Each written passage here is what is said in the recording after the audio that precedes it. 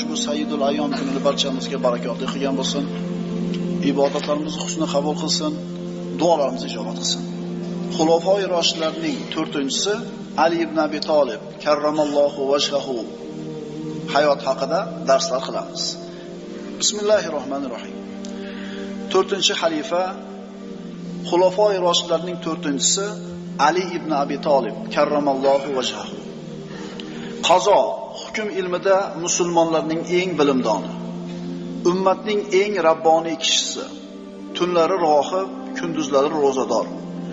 Xulofoi roshidlarning orasida payg'ambar alayhisolatu vassalamga eng yaqini, Muhammad alayhisalomning tarbiyasida ulg'aygan, so'rovchi til va fahm qiluvchi qalb egasi, Jibril olib tushgan narsalar haqida hamma narsani bilgan bilimdon, ilm bog'ining raisi, nuroniy aql egasi, dunyodan hech narsa